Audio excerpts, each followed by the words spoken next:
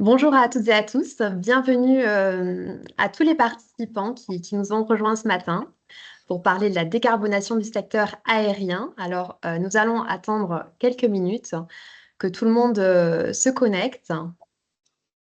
Merci beaucoup d'être présents nombreux ce matin.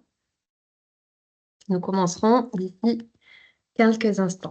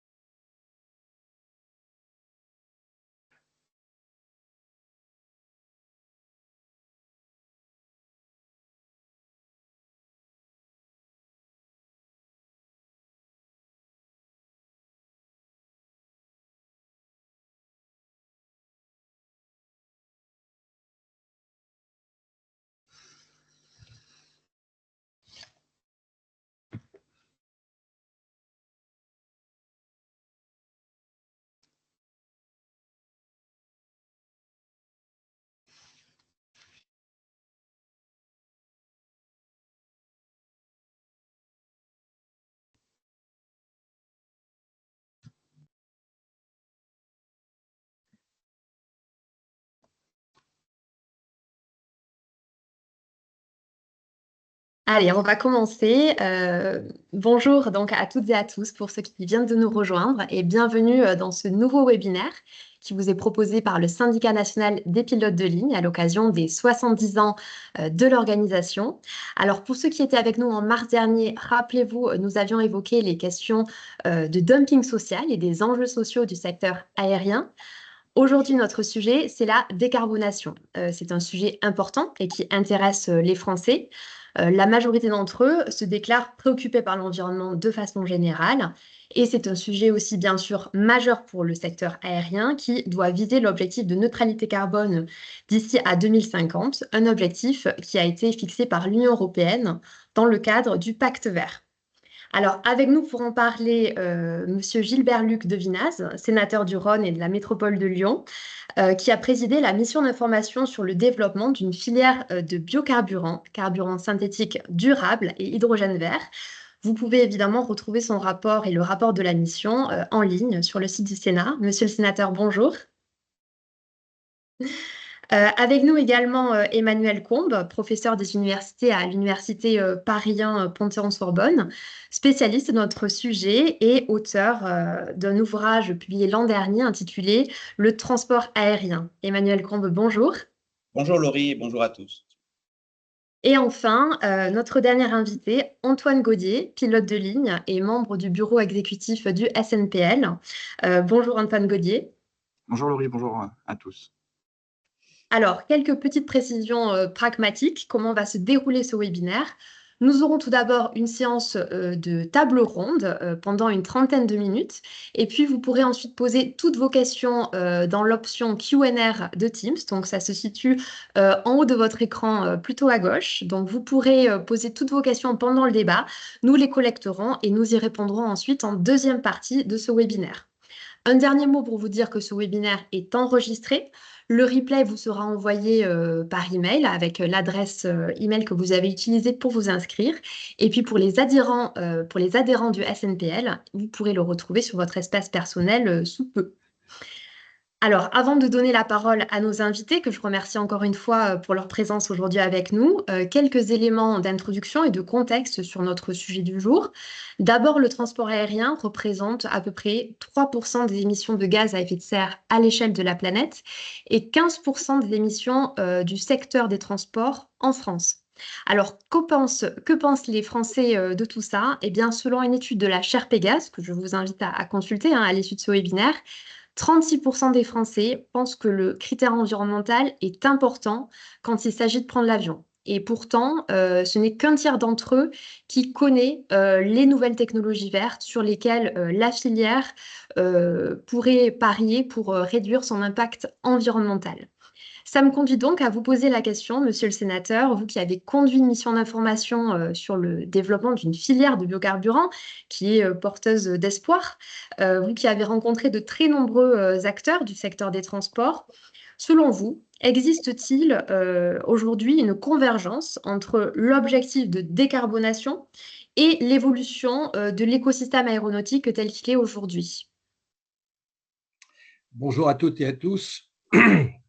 Alors, une vraie convergence, il faudrait que je sois capable de définir ce qu'est une fausse convergence. Alors, votre question, de répondre à cette dernière de manière tranchée, il faut arriver à faire la part entre les effets de communication, les affichages de bonne volonté, la réalité, les possibilités des engagements économiques et de disposer rapidement de nouvelles énergies. Il y a un premier constat il y a une explosion du transport aérien mondial à court et moyen terme. L'Association internationale du transport aérien annonce une année record pour 2024 avec 5 milliards de passagers et à l'horizon 2050, 10 milliards. Dans le même un objectif de neutralité carbone pour 2050, avec cette dichotomie, comment décarboner le trafic aérien sans anéantir un secteur économique important, comment faire pour atteindre nos objectifs de décarbonation. Alors, bruit, climat, navigation aérienne, carburant durable, taxation, équité des conditions de concurrence, qualité de service, c'est autant de sujets cruciaux pour le secteur aérien qui nécessite un dialogue et une stratégie concertée entre l'ensemble des acteurs sous l'égide de l'État international. La mission d'information que j'ai présidée a porté sur la décarbonation des transports, tout mode. Il a été évidemment question du secteur aérien sur lequel il y a eu une importante médiation. Alors d'abord, il est certain que le secteur aéronautique évolue et prend en compte les enjeux de décarbonation. L'organisation, je ne vous apprends rien, de l'aviation civile internationale a entériné en octobre 2022 l'objectif de neutralité. Si les émissions du secteur ont connu une forte progression entre 2005 et 2019, estimée à 42%, en raison de la croissance forte du trafic, le secteur a néanmoins connu une amélioration de son efficacité énergétique de 1,5% par an entre 2010 et 2020. Cela dit, d'après l'ADEME, l'aérien reste le secteur le plus complexe à décarboner. Dans ce contexte, l'augmentation de l'incorporation de carburants d'aviation durable constitue le principal levier de décarbonation du secteur. Néanmoins, il reste du chemin à parcourir, notamment pour l'incorporation des biocarburants. Les SAF présentent l'avantage de pouvoir être utilisés immédiatement et nécessitent peu d'évolution sur les moteurs et les avions existants.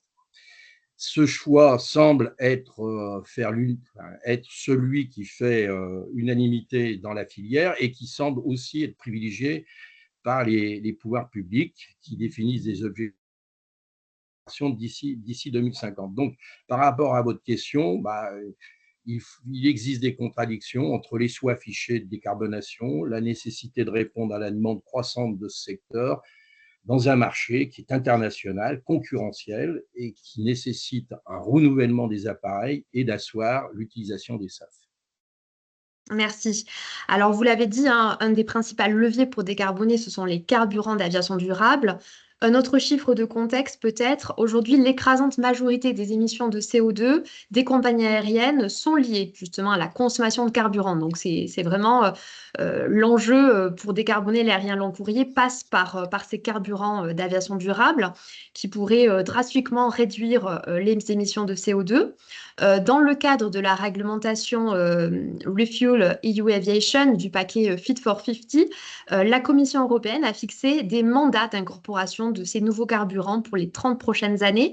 L'objectif, c'est d'arriver à 70% de carburant d'aviation durable en 2050, dont 35% de e-carburant. Je vous pose la question, Emmanuel Combe, est-ce que c'est possible selon vous? Est-ce que ces projections sont réalistes? Et est-ce qu'on va être en capacité finalement d'assurer la production suffisante de ces carburants pour répondre aux besoins en augmentation? Merci de la question. Je rebondirai sur ce qu'a dit monsieur le sénateur De Vina. Le transport aérien, je vais répondre, monsieur, à votre question, mais pour nos auditeurs, c'est important, il est face à un paradoxe, pour ne pas dire une contradiction, c'est que d'un côté, depuis 60 ans, il est de plus en plus efficace énergétiquement, c'est-à-dire que la consommation par passager diminue. Donc on pourrait se dire, tout va bien dans le meilleur des mondes possibles, sauf que cette dimension efficacité énergétique est plus que compensée par quoi? Par la croissance du trafic aérien. Et j'en dis un mot, mais c'est très important. Pourquoi le trafic aérien progresse et va progresser? Et ça, c'est quelque chose que souvent on oublie. C'est qu'en fait, le déterminant principal de la croissance du transport aérien, ça n'est pas le prix, c'est la croissance des revenus. En clair, quand on devient plus riche, on voyage plus. Donc, je vais y revenir, même si vous allez le voir, même si les prix des billets augmentent, cela ne freinera pas, à mon sens. Ça ralentira, mais ça ne freinera pas la croissance du transport aérien. Bref, le transport aérien est face à un paradoxe. Il est de plus en plus efficace par unité de passagers, mais il va polluer mécaniquement de plus en plus. Or, vous le savez, vous l'avez rappelé, il y a un objectif de neutralité carbone à l'horizon 2050. Donc, à mon sens, c'est pas seulement un challenge, c'est une révolution. C'est-à-dire que le transport aérien, aujourd'hui, il est au pied du mur. Alors, je vais répondre très clairement à votre question. Quand on est au pied du mur, il faut mobiliser des leviers. J'en ai identifié 6 ou 7. Je vous propose de les laisser de côté pour l'instant. Et parmi ces leviers, il y en a un, en effet, ce sont les SAF, les carburants durables, dont vous savez qu'il en existe plusieurs types. Je ne reviens pas dessus, les biocarburants, mais aussi les carburants de synthèse. Alors, votre question a été très précise. Quelle est mon opinion sur l'initiative Refuel EU? Donc, vous le savez, Refuel EU, en 2 mots, c'est l'idée qu'on va imposer des normes de biocarburants progressivement au cours du temps à horizon 2050. Vous avez plusieurs paliers à franchir. Mon opinion, et elle se base sur en réalité des rapports, notamment un rapport récent de la Cour des comptes européenne, c'est qu'on est quand même dans une grande incertitude. On est dans une grande incertitude. Qu'est-ce que ça veut dire? Ça veut dire que oui, les intentions sont affichées. C'est clair que Refuel EU a au moins un mérite, c'est de dessiner une trajectoire sur 26 ans, puisque l'horizon, c'est 2050. Autre intérêt de Refuel EU, c'est que c'est obligatoire. On n'est pas dans le volontariat, on est dans la norme contraignante. Donc, j'ai envie de dire, les intentions sont là, mais lorsqu'on regarde maintenant l'économie, c'est-à-dire la construction des unités de production, j'ai le sentiment, en tout cas lorsqu'on lit les rapports des experts, qu'il y a une énorme incertitude. Énorme incertitude, pourquoi? Quelqu'un qui a l'idée de faire des travaux au moment de la conférence. Pourquoi? Parce que vous avez tout d'abord un manque de visibilité pour les investisseurs. Je vous lis un extrait que je trouve extrêmement intéressant de ce rapport de la Cour des comptes européenne. Je vous lis. Nous avons remarqué que les priorités accordées aux différents types de biocarburants avaient changé au fil du temps. Le manque de prévisibilité de cette politique peut accroître, politique européenne, peut accroître les risques pour les investissements privés. Donc aujourd'hui, on a quand même le sentiment qu'il y a un écart entre les intentions louables, la feuille de route et les réalisations.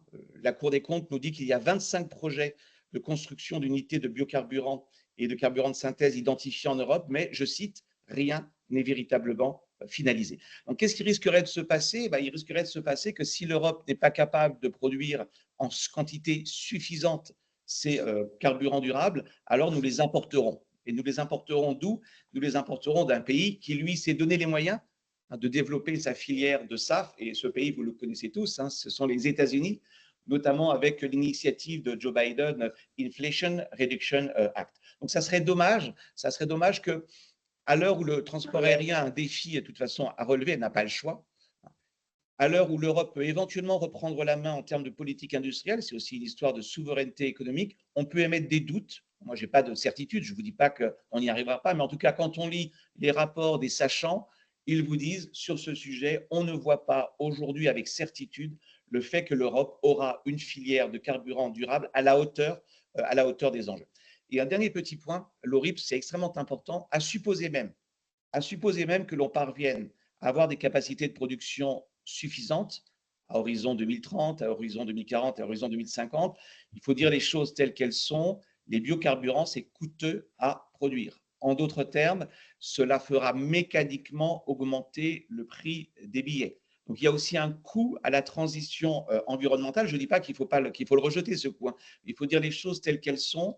Pour les compagnies aériennes, cela signifiera que mécaniquement, il faudra intégrer cela dans le prix des billets. Donc, ça ne sera pas une transition, je dirais, sans coût. Ce coût, c'est le prix de la transition environnementale. Donc, pour répondre très clairement à votre question, oui, il y a une trajectoire qui est très claire. C'est une trajectoire volontariste. C'est une trajectoire au niveau européen. On peut émettre des doutes. En tout cas, on n'a pas de certitude sur le fait qu'on est capable derrière de délivrer la production, notamment pour des raisons de prévisibilité des investissements. Merci beaucoup pour cette réponse très complète. Alors Antoine Gaudier, le SNPL a travaillé avec l'ensemble de la filière à l'élaboration d'une feuille de route nationale pour l'émergence d'une filière des biocarburants en France. Alors, quelles sont vos propositions? Comment encourager en France le développement de cette filière en France et en Europe? Et quelles sont vos préconisations finalement? Ce qu'on a en fait sur la table, c'est d'un côté des exigences de décarbonation qui sont fixées au niveau européen, de diminution de 50% des émissions de CO2 à l'horizon 55% à l'horizon 2030 et une neutralité à carbone à l'horizon 2050. Ce qu'on a en face, c'est une évolution technologique de la filière aéronautique qui manifestement, et selon tous les experts, qui soient d'ailleurs pro-aériens ou plutôt circonspects sur le sujet, qui disent que l'objectif en matière technologique ne sera pas exactement synchrone. On sera probablement en retard par rapport aux objectifs de neutralité carbone. Du coup, l'Europe s'y est pas trompée en encourageant le développement d'une filière biocarburant pour essayer de minorer l'impact carbone du transport aérien le plus possible. D'autre part aussi parce que en termes aériens, il y a 3 domaines de vol, le court courrier, le moyen courrier et le long courrier. Le court courrier qui pourrait peut-être s'électrifier à moyen terme, le moyen courrier s'hydrogéner à moyen terme, mais le long courrier, on n'a pas trop de solutions pour avoir une solution de propulsion alternative. Donc, ça va rester du carburant, donc de l'émetteur de CO2. C'est pour ça que la filière de biocarburant, elle est absolument critique en matière de décarbonation. Et c'est pour ça qu'elle est encouragée de façon, c'est ce que vous venez de souligner, M. Combe, de façon non volontaire, de façon imposée par l'Europe.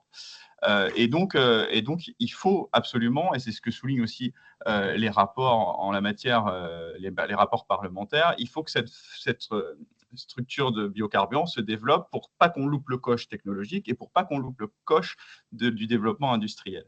Mais ce sur quoi nous, on a tendance aussi à insister au quotidien dans nos rapports avec les gouvernements ou avec les parlementaires lorsqu'ils touchent à l'aérien, c'est de dire que le remède actuel ou la seule solution actuelle dans le transport aérien, c'est de placer toujours plus de taxes, toujours placer plus de coûts. Et que le produit de ces taxes, à la rigueur, si on les met en place, indépendamment de leur périmètre, et on y reviendra un peu plus tard, c'est que le fléchage du revenu de ces taxes vienne alimenter l'aéronautique. Si on prend le dernier exemple de la taxe qui a été mise en place sur le transport aérien au moment de la Convention citoyenne pour le climat, donc c'était un petit peu avant, en 2019, avant la Convention citoyenne sur le climat, qui a été une augmentation, c'était pas une taxe carbone, c'était une augmentation de la taxe de solidarité sur les billets d'avion, qui venait au prétexte de l'évolution, de la transition écologique du secteur. On s'est aperçu que le produit de cette taxe venait alimenter ce qu'on appelait la taxe Chirac, c'est-à-dire la lutte contre les maladies, le sida notamment, et un certain nombre de domaines de transport, mais non aéronautiques. C'était le ferroviaire, c'était le routier. C'est-à-dire qu'on venait prélever sur l'aérien de quoi financer d'autres domaines. Or, ce qu'on préconise plutôt, c'est quitte à taxer et à augmenter le coût pour pourquoi pas envoyer un signal prix sur l'aéronautique, c'est qu'au moins ce produit de ces taxes vienne financer la transition, la recherche-développement des biocarburants, etc. Parce qu'il y a énormément à faire pour fédérer, pour passer des startups à l'industriel. Donc, nos préconisations, c'est que les coûts qui sont majorés sur le transport aérien viennent au moins financer la transition écologique du secteur. Alors, monsieur le sénateur, même si vous êtes aussi convaincu de l'intérêt des carburants d'aviation durable, vous soulevez quelques problématiques, notamment la problématique des prix élevés de ces carburants, mais aussi des enjeux de souveraineté énergétique, hein, monsieur Combe l'a rappelé, avec la nécessité peut-être d'importer depuis les États-Unis. Pour vous, comment est-ce qu'on peut accompagner de manière efficace la montée en puissance de production de ces carburants d'aviation durable pour le transport aérien? Alors, je suis désolé pour tout le monde, mais je vais garder ma caméra arrêtée parce que j'ai des problèmes de coupure. Très bien, on vous écoute. Cette croissance du recours au SAF dans les années à venir, elle suppose une très forte augmentation de leur production, mais également une diminution du prix. En l'état actuel, d'après Air France, la tonne de kérosène s'élève à 800 € environ. Les biocarburants coûteraient 3 à 4 fois plus cher que le kérosène. Et si on passe à des technologies moins matures, mais les carburants de synthèse, c'est 4 à 10 fois plus. Plusieurs acteurs de la filière s'inquiètent du déficit trop important entre l'offre et la demande de SAF, dont le rythme de production reste à ce jour insuffisant. Pour illustrer, pour l'année 2022, je prends la compagnie Air France-KLM, elle a incorporé 41 000 tonnes de SAF. Ça représentait 17% de la production mondiale de cette même année, alors que le groupe ne représente que 3% de la consommation mondiale de carburant, d'aviation. Aussi, sur la base de la cible de 10% d'incorporation que s'est fixé le groupe à l'horizon 2030, le volume nécessaire pourrait s'élever à 1 million de tonnes par an. Alors, dans notre rapport, nous avons formulé 3 propositions. D'abord, créer un dispositif de suramortissement à l'adaptation et au renouvellement des aéronefs, ainsi qu'aux infrastructures d'avitaillement aéroportuaire. Dès le prochain projet de loi de finances, attendons de voir comment les choses évoluent. Ensuite, définir une trajectoire pérenne de soutien budgétaire à la production de carburant aérien durable dans le cadre de la prochaine PPOP qu'on attend toujours, c'est la programmation pluriannuelle de l'énergie. Enfin, instituer de nouveaux outils de financement à long terme pour l'achat de SAF, à l'image de ceux prévus par la réforme du marché européen de l'électricité. Par ailleurs, la question de la taxation incitative du kérosène au niveau européen ne peut pas être écartée. C'est un outil indispensable à mettre sur la table pour financer la décarbonation du secteur. La difficulté réside dans l'impossibilité de flécher une taxe dans le contexte, en plus d'un État endetté, et des risques de ne pas voir les recettes attribuées à la décarbonation du secteur arriver sur cette décarbonation. Donc, il faut d'autres mécanismes financiers, il faut penser à d'autres mécanismes et les étudier. Parfait, merci beaucoup. Alors, Emmanuel Combe, selon vous, la décarbonation de l'aérien ne repose pas sur un seul levier, mais sur une multitude de leviers, au premier rang desquels se trouve le renouvellement des flottes, hein, vous en parlez souvent. Donc, est-ce que la production d'avions moins polluants, finalement, c'est aujourd'hui la solution la plus simple et la plus immédiate pour réduire les émissions de gaz à effet de serre? Écoutez, il me semble, puisque nous sommes arrivés en tout cas unanimement tous les trois à la conclusion, sur la base quand même de rapports étayés, hein, le rapport de Monsieur le Sénateur, mais aussi des rapports au niveau européen de la Cour des comptes, que visiblement il y avait quand même un problème de capacité de production. Espérons qu'il se résolve. Mais à date, j'entends l'idée que les SAF ont un potentiel énorme de décarbonation. Mais la question n'est pas de savoir s'il y a un potentiel, la question est de savoir est-ce que ça va effectivement se réaliser. Donc, compte tenu des doutes, en tout cas aujourd'hui, à date, des doutes que l'on peut avoir sur la capacité à monter en puissance et capacité de production sur les SAF, je me suis amusé à lister les autres leviers. Je persiste, en effet, comme le disait monsieur le sénateur, les SAF sont a priori le levier le plus pertinent. Mais regardons la réalité en face. Aujourd'hui, on est en déficit de production. Donc, j'ai listé les autres. Je vous les passe très rapidement pour ne pas faire un long discours. La compensation carbone volontaire, tous les leviers sont utiles, mais ce n'est pas avec ça qu'on décarbonera. L'appel à la sobriété, je crois qu'il faut toujours appeler les personnes à la sobriété, en clair, à changer de comportement. Oui, c'est bien, il sera un effet extrêmement limité.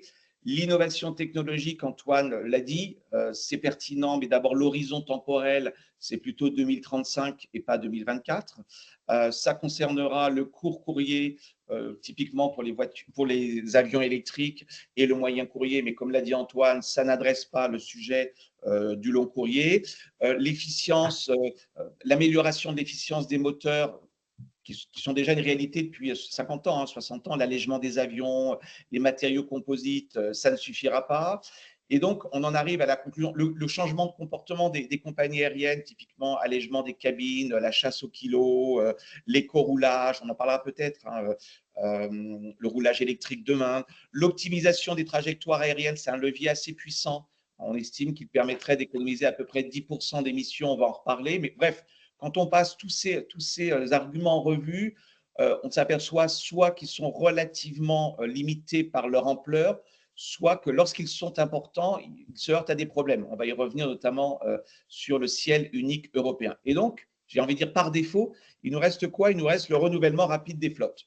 Alors, j'ai regardé un peu ce que disent les experts sur le sujet et ils estiment que le renouvellement des flottes permettrait de réduire les émissions, je cite, entre 20 et 30%. Donc, c'est tout sauf anecdotique. Alors, ce n'est pas très étonnant.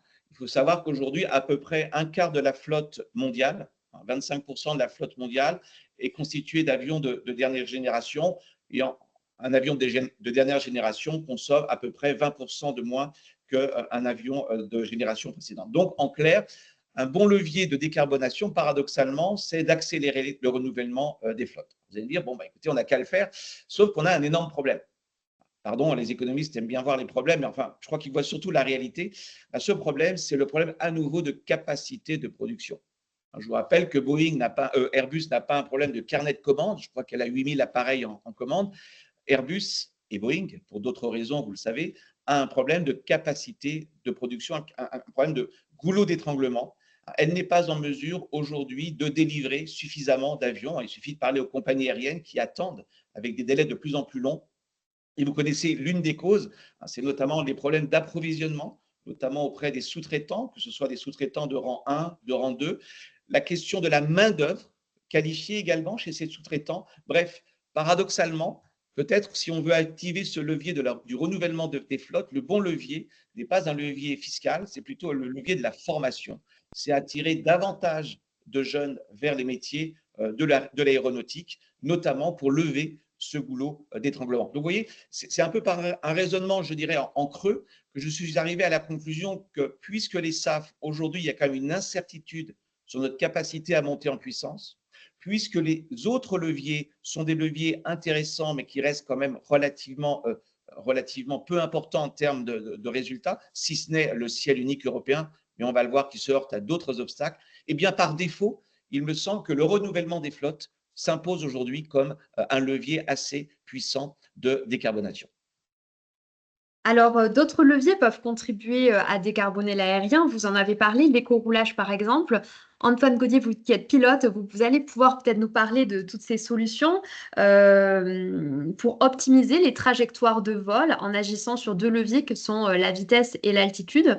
Qu'est-ce que vous pouvez nous en dire pour nous qui ne sommes pas forcément pilotes? Alors, c'est exactement ce qu'Emmanuel Combe vient de rappeler. C'est un élément parmi beaucoup d'autres, probablement pas le plus efficace, mais celui qui est indispensable pour autant, parce que de toute façon, toutes les pistes sont bonnes à prendre. En matière de trajectoire, les pilotes sont au premier rang, et en fait, on parle aujourd'hui d'optimisation, etc., mais ils font de la prose comme M. Jourdain, c'est-à-dire qu'ils font de la décarbonation sans le savoir depuis toujours, puisque c'est leur objectif de fonctionnement. Le but du jeu, c'est d'être le plus économe en carburant, le plus efficace en trajectoire pour la ponctualité. Donc, c'est quelque chose qui est né finalement dans l'esprit des pilotes bien avant l'objectif de la décarbonation. Donc, ils le font au quotidien. Pour autant, ils le font de façon de plus en plus aiguë, effectivement au travers du choix d'une altitude, d'une trajectoire de vol, d'optimisation en fonction des conditions météo, etc. Mais déjà, ils ne sont pas les seuls acteurs de ça dans l'environnement et dans l'écosystème du transport aérien. C'est effectivement partagé par plusieurs acteurs. Ils le font avec une technologie embarquée qui est de plus en plus pointue. Le but du jeu, c'est d'éviter les phénomènes météo qui ralentissent les vols, qui génèrent plus de consommation carburant, les turbulences. Pour ça, il faut des modèles informatiques, des modèles technologiques qui sont de plus en plus pointus et qu'on a à bord. Également, le choix des altitudes. On a cette conscience récente du fait que les traînées de condensation, les traînées blanches qui sortent derrière les avions, sont un facteur non CO2 avec un impact environnemental fort. C'est-à-dire que grosso modo, c'est création de nuages, ça génère un effet de serre. Et que donc, peut-être même que cet effet de serre est plus important que l'impact CO2 de la combustion du carburant dans les moteurs. Mais l'avantage, c'est que cette étude et ces études récentes sur le sujet tendent à démontrer que les éviter ou trouver les moyens de les contourner, ces traînées de condensation, ou de ne pas en faire, c'est finalement pas si compliqué que ça et peut-être assez aisé. Et donc, ça permettrait de générer une forte réduction de l'impact environnemental du transport aérien au prix de simplement quelques peut-être milliers de pieds d'altitude. Donc, c'est un gisement potentiel de réduction de l'impact du transport aérien auquel les pilotes peuvent participer de premier plan. C'est également, alors là, ça vient d'être rappelé aussi, et c'est fondamental pour nous, pour avoir de la trajectoire optimisée, il faut avoir du contrôle aérien de bonne qualité, du contrôle aérien qui couvre en fait finalement des territoires les plus grands, ce qui donne une autonomie aux contrôleurs la plus grande. Le ciel unique européen, c'est une solution parmi d'autres. On voit à l'échelon français qu'il y a un certain nombre de lourdeurs dans le transport aérien et de lourdeurs à la modernisation qui sont de titres économiques, sociaux, etc. Il y a plein de facteurs. Mais par exemple, pour ne citer que l'espace aérien parisien, qui est séparé en deux entre deux aéroports gérés par deux systèmes de contrôle indépendants dans deux espaces aériens étanches, avec une fréquentation aérienne qui est très importante, c'est des pertes d'efficacité en termes de trajectoire, etc. Donc, c'est des leviers de décarbonation qui sont importants, qui ne vont pas résoudre la problématique de la transition écologique du transport aérien, mais qui vont y contribuer fortement. Et on ne fera pas l'économie et notamment l'économie de la volonté politique d'aller dans des domaines qui, pour le moment, sont difficiles à réformer. Le contrôle aérien en fait partie. Et on insiste très fortement sur le fait que cette composante-là doit, au même titre que le développement de la technologie embarquée, de la prise en compte par les pilotes de ces contraintes environnementales, doit être absolument adressée. Vous, Emmanuel Combe, quel est votre avis sur cette gestion du trafic aérien au regard de l'initiative du ciel unique européen qui, je le rappelle, doit permettre aux avions d'emprunter des trajets plus directs et donc de faire baisser des émissions de gaz à effet de serre? Non, mais je rejoins Antoine, hein, je vais être très rapide sur ce point. Je rejoins Antoine sur le fait que oui, c'est un levier assez substantiel hein, qui est estimé à peu près à 10%. Hein. C'est-à-dire 10% des émissions pourraient être diminuées si on réformait le contrôle aérien en Europe. Ensuite, je suis quand même assez sceptique, pardon. Alors pourquoi je suis sceptique? Parce que c'est un serpent de mer que le ciel unique européen. De mémoire, c'est un projet qui remonte à 2001, si je ne dis pas de bêtises. Il y a des avancées timides, il y en a eu d'ailleurs une récemment, au mois de mars 2024, mais au fond, on voit bien qu'il n'y a pas pour l'instant, de véritable volonté, en tout cas des États européens, et en particulier de la France et de l'Allemagne, d'avancer sur ce sujet pour au moins deux raisons. D'abord, une raison de souveraineté, hein, on est bien d'accord, dès lors qu'on accepte de faire un espace unique européen, on porte atteinte à la souveraineté nationale. En clair, ça veut dire qu'on accepte, c'est là-dessus que ça bloque, hein, on accepte qu'il y ait de confier à une autorité européenne supranationale un pouvoir de contrôle et de sanction en cas de mauvaise performance des services de navigation. Autant dire que c'est quelque chose qui est quand même très difficile à faire accepter. Et puis, secondement, il faut dire également les choses.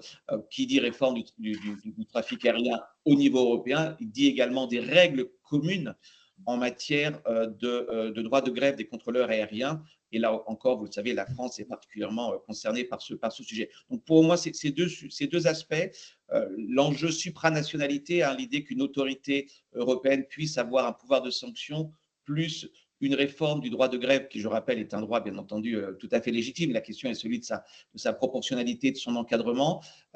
Au moins pour ces deux raisons, moi, je suis assez sceptique sur l'idée que l'on va connaître des avancées substantielles sur ce sujet. D'ailleurs, je regardais la dernière tentative de la Commission, c'est mars 2024, et je cite les propos même de la Commission, c'est un texte de compromis, tout est dit, on va avancer vraiment sous la forme de petits pas. Je ne crois pas à la grande révolution, en tout cas européenne sur ce point. Ça fait 23 ans que l'on en parle. Alors, parmi les autres pistes d'innovation, on en a parlé un petit peu tout à l'heure, il existe donc l'avion électrique, l'avion hybride ou l'avion à hydrogène. Toutes ces innovations présentent des défis techniques importants pour couvrir notamment des vols long courriers. Monsieur le sénateur, selon vous, est-ce que ces technologies sont viables et surtout sous quel délai est-ce qu'on pourrait voir ces nouveaux avions voler? Alors, je vais essayer de remettre ma caméra et comme j'ai échappé à votre troisième question, je partage ce qui a été dit, mais je rajouterais ça a été un peu évoqué par Emmanuel Combes. Euh, D'entrée, il a évoqué que l'aviation faisait beaucoup de progrès, y compris en empreinte sonore. Moi qui vis à côté de Saint-Exupéry, j'en bénéficie. Mais en même temps, on augmente le nombre de vols, le nombre de demandes. Ce n'est pas spécifique à l'aérien. Si on prend l'évolution des villes, le développement des autoroutes, et on s'aperçoit que les gens habitent de plus en plus loin. Et donc, même si les moteurs des voitures passent à l'électrique, on augmente tout compte fait la production de CO2 par ce mécanisme. Je voulais rajouter simplement pour en arriver à la sobriété. Air France lui-même l'a indiqué, et à un moment, l'innovation technologique, c'est ce que dit Air France, sera indispensable, mais nous pensons aussi qu'un usage plus raisonné de l'aérien sera nécessaire. Voilà, je voulais ramener cet élément qui est aussi un élément sur lequel, alors évidemment, après, on peut glisser de la sobriété vers la décroissance, mais en tous les cas, c'est une question qu'il faut quand même arriver à se poser. La question que vous venez de me poser, c'est que nous, on a fait un constat qui est a priori partagé. Ça montre que l'électrification et l'hydrogène ne peuvent apparaître comme des solutions uniquement pour les courts et moyens courriers. Le développement des avions à propulsion électrique et hydrogène constitue un défi technologique majeur pour la filière, et leur déploiement à grande échelle ne peut à ce jour être envisagé à court terme. D'après la Direction générale de l'énergie et du climat, l'électrification n'est pas envisageable pour la mobilité aérienne. Pour autant, dans notre rapport, on a écouté d'autres acteurs qui ont indiqué à la mission que le vecteur électrique pouvait, en usage direct, contribuer à la décarbonation du transport aérien pour les plus petits modèles. Et d'après le groupe ADP, il s'agit d'une solution nécessaire de court terme pour décarboner, par exemple, les écoles de pilotage, l'aviation régionale de très courte distance et de fait en port, 500 km, 20 passagers. Le groupe ADP a cité que Air Canada, par exemple, a investi dans cette technologie pour compléter sa flotte d'ici 2027.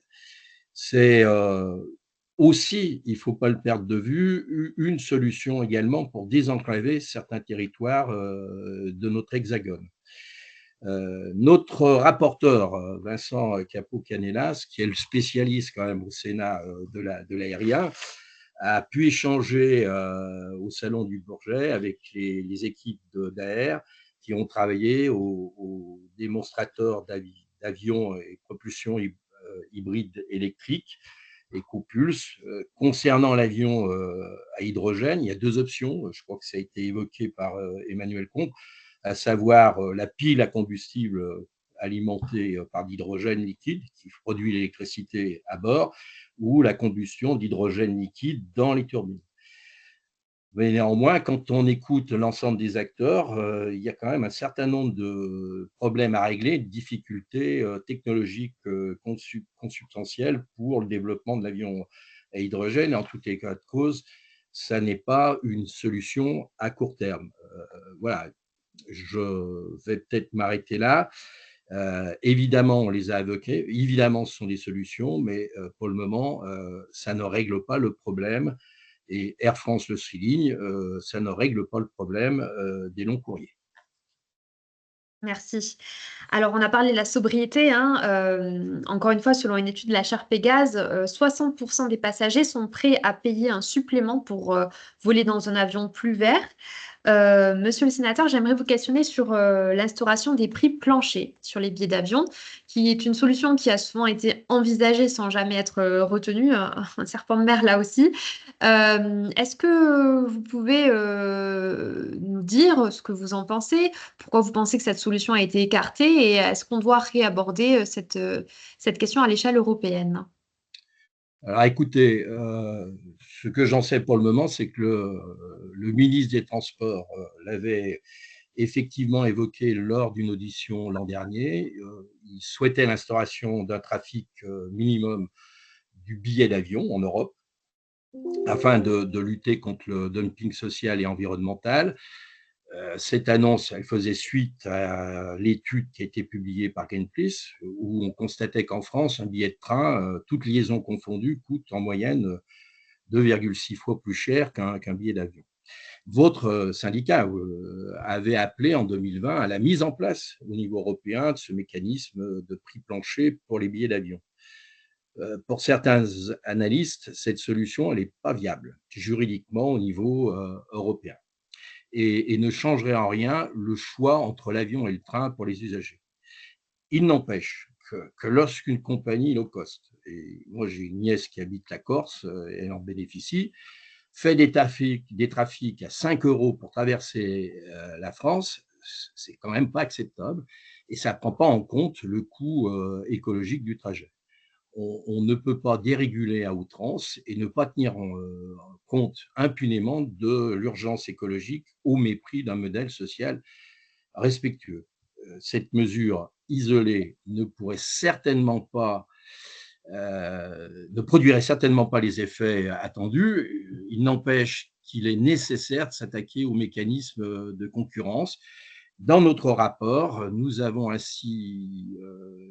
proposons d'assurer une concurrence équitable pour le secteur aérien, mesurer les effets des nouvelles règles européennes, développer des accords bilatéraux, sans oublier de faire de la négociation au sein de l'Organisation de l'aviation civile internationale une priorité pour parvenir à un standard mondial d'approvisionnement. Les investissements pour développer les carburants durables sont énormes et le secteur aérien devra y contribuer.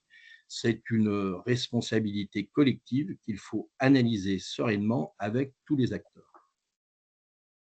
Merci beaucoup. Merci à tous pour vos interventions. Alors, on va prendre des questions qui nous sont arrivées dans le chat. Alors, la première question, concernant la fiscalité verte, on parle parfois d'une écotaxe sur le transport aérien. Est-ce une mesure qui vous semble intéressante?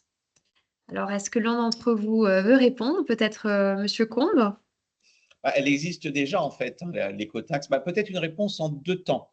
D'abord, pour l'économiste, la taxe est le bon outil pour faire changer les comportements. Ça, c'est le b.a.-ba en économie. Quand vous avez En fait, c'est quoi le problème? Le problème, c'est que la pollution n'est pas prise en compte dans nos comportements puisque c'est gratuit. Donc, il faut mettre un prix à la pollution. Le meilleur moyen de mettre un prix à la pollution, c'est de mettre une taxe. Donc, je n'ai pas de problème avec l'idée même de la taxe, c'est normal. Ça existe depuis un siècle dans tous les secteurs. Là où j'ai un problème dans l'aérien, et je rejoins à cet égard ce que disait Antoine tout à l'heure, c'est lorsqu'on l'applique au cas particulier de l'écotaxe française, qui existe déjà, hein, comme on l'a dit. Alors pourquoi je suis très sceptique dans le cas français? D'abord, elle vient se rajouter à d'autres taxes, donc on n'y comprend plus rien. On n'y comprend plus rien. Donc, si on veut vraiment faire une taxe environnementale, refondons, je dirais, toute la fiscalité de l'aérien. Mais pour mémoire, je rappelle que, par exemple, les compagnies en France doivent s'acquitter d'un tarif de sûreté et de sécurité, c'est-à-dire en fait les compagnies financent une mission régalienne de l'État français, pourquoi pas? Enfin, tout ça fait quand même empilement de taxes différentes. Donc, première raison pour laquelle je suis assez sceptique. Deuxièmement, ça n'est pas cohérent, puisque cette taxe, je vous rappelle, elle vise à lutter contre les transports polluants. Or, quand vous regardez sur le papier les transports qui polluent, certes, il y a l'aérien, mais il y a aussi le transport routier. Donc, si on voulait être parfaitement cohérent, il faudrait également imposer cette écotaxe au transport routier. Troisièmement, et là je rejoins ce que disait Antoine, c'est une taxe qui est bancale, parce qu'en réalité, ce qui serait utile, c'est que cette taxe soit affectée. Alors j'entends les problèmes juridiques de non-affectation d'une taxe, mais ça serait tellement plus malin que cette taxe soit affectée ensuite à la transition environnementale, typiquement au financement de la recherche-développement sur des carburants durables. Et puis dernier point, mais ça c'est un travers français, hein, on veut faire une taxe franco-française, c'est oublier que les passagers vont arbitrer. Si vous imposez une taxe sur les vols au départ de la France, eh bien, un passager qui veut faire, je ne sais pas, Toulouse-New York, au lieu de faire Toulouse-Paris, Paris-New York, il fera Toulouse-Francfort, Francfort-New York. Donc, c'est à nouveau méconnaître le comportement des passagers. Donc, en clair, une taxe au niveau national n'a pas grand sens. Donc, voilà, j'aurais une réponse vraiment en deux temps. Oui, sur le principe général de la taxation, d'ailleurs, ça existe, c'est les marchés carbone en Europe, auxquels vont être soumis d'ailleurs les compagnies aériennes sont soumis depuis 2024.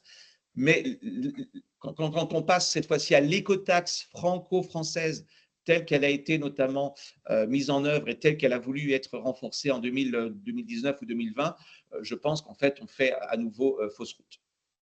Voilà, Merci.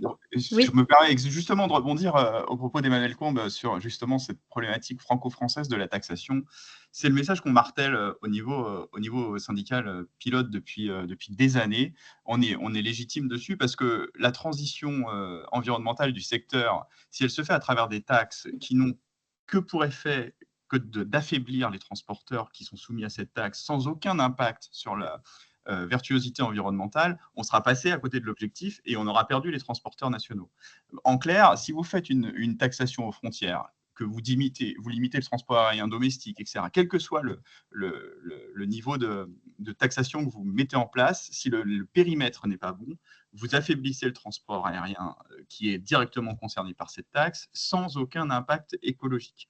Parce qu'effectivement, il y aura un effet de report du passager sur ceux qui seront moins chers, ou il y aura un effet d'affaiblissement économique des transporteurs qui, ne voulant pas répercuter le prix des taxes, diminueront leurs marges et donc ne seront plus en capacité petit à petit de développer leur flotte, leur renouvellement, etc., de participer à la transition, quel que soit d'ailleurs ce qu'ils feront de l'argent perdu. Donc nous, on est complètement fondé à le dénoncer et à encourager une taxation à minima au niveau international européen. Et encore, ce n'est pas suffisant, probablement mondial, parce que finalement, ce qui se passe au niveau des frontières françaises se repassera au niveau des frontières européennes avec des transporteurs extra-européens qui ne seront pas touchés par ces taxes. Et donc, on martèle ce message parce que si le but du jeu, c'est d'affaiblir les transporteurs et de faire disparaître de l'emploi, bah là, on est au cœur de notre cible syndicale, c'est-à-dire qu'à la fin, il n'y aura plus d'emploi dans les transports des pays concernés par ces taxes. Donc les taxes au périmètre trop restreint, qui sont des fausses bonnes idées et des facilités pour les politiques de court terme, sont vraiment des cibles contre lesquelles on se bat.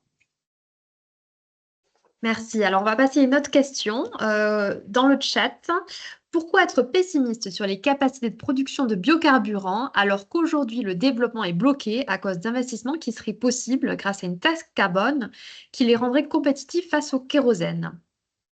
Est-ce qu'une taxe carbone pourrait rendre plus compétitive la production de biocarburants? Enfin, si vous me le permettez, pour faire des biocarburants, il faut de la biomasse.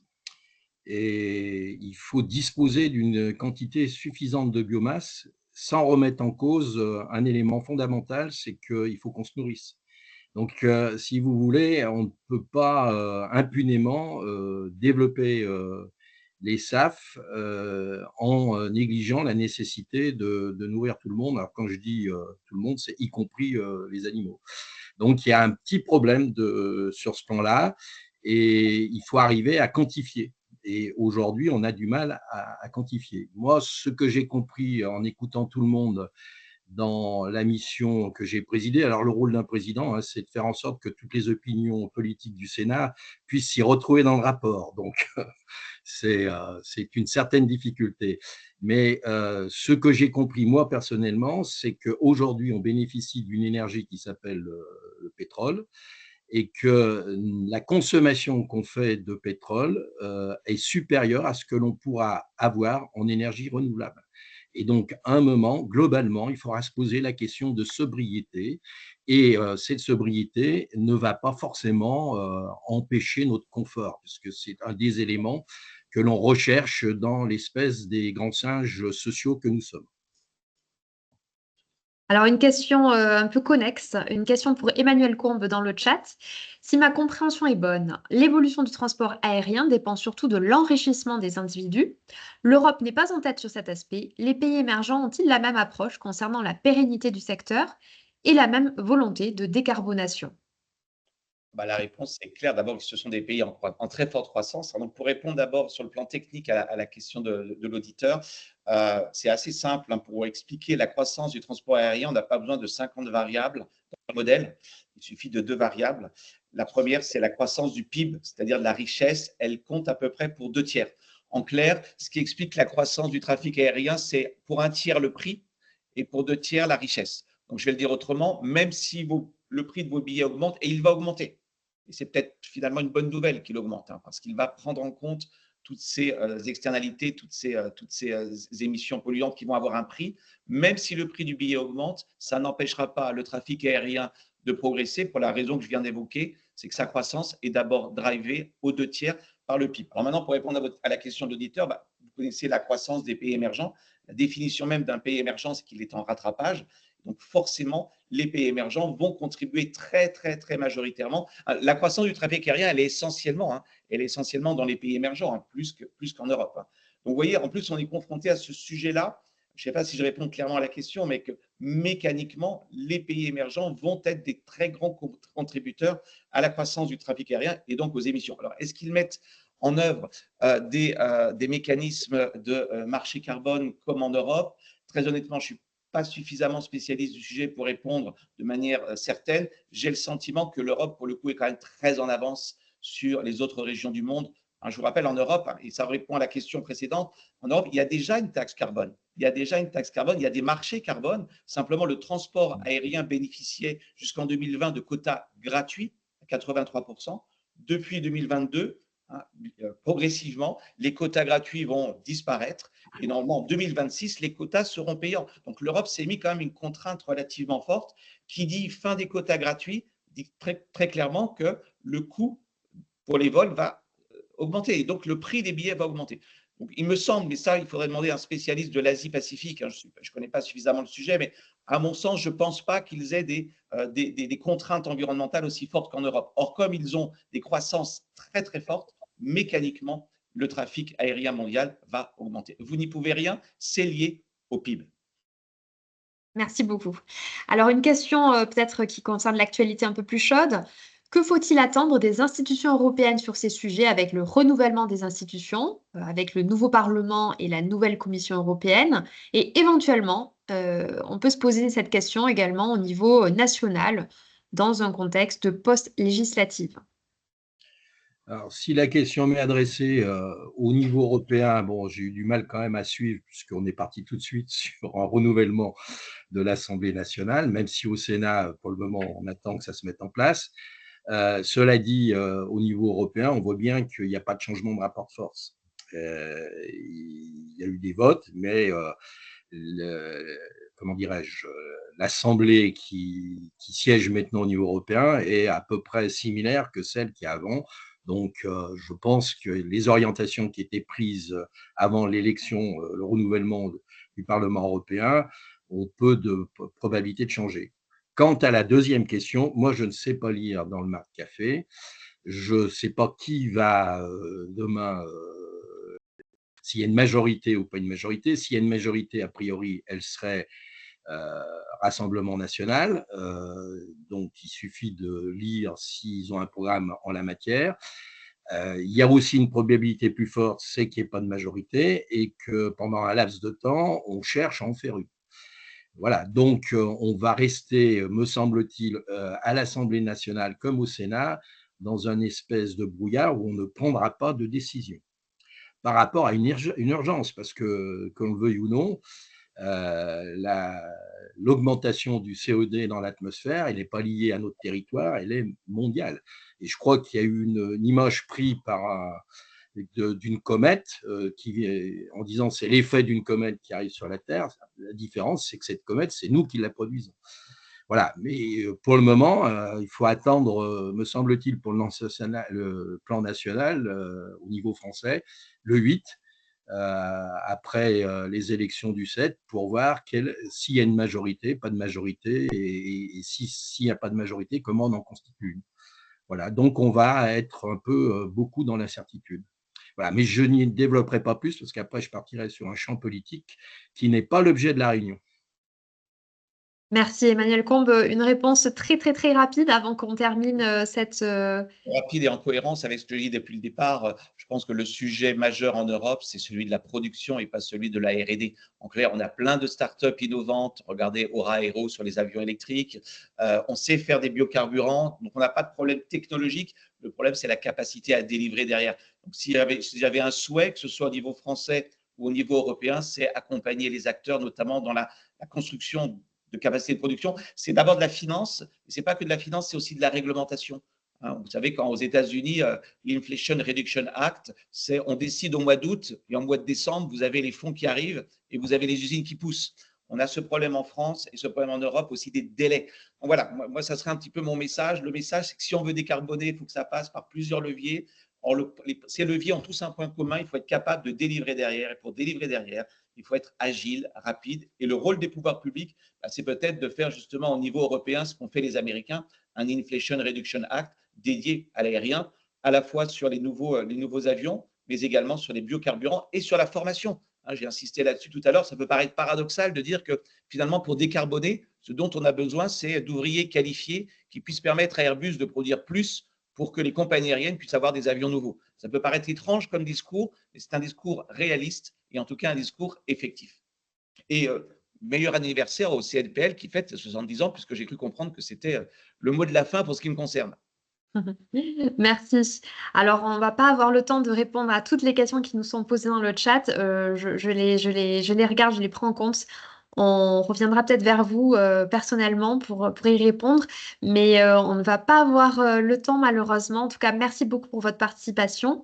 On va conclure ce webinaire. J'espère que cette visioconférence vous a intéressé, vous a plu, que vous avez apprécié la qualité de nos échanges. Encore merci à tous les participants pour leur présence matinale et pour vos questions.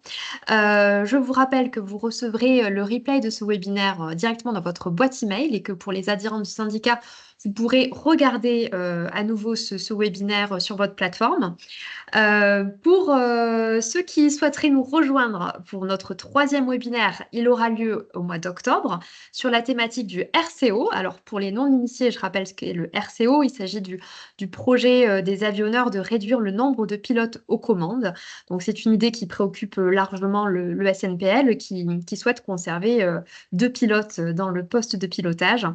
Voilà, eh bien écoutez, je vous remercie encore une fois pour votre attention et je vous souhaite une excellente journée au nom du SNPL. Merci à tous. Merci à tous. Merci. Merci beaucoup.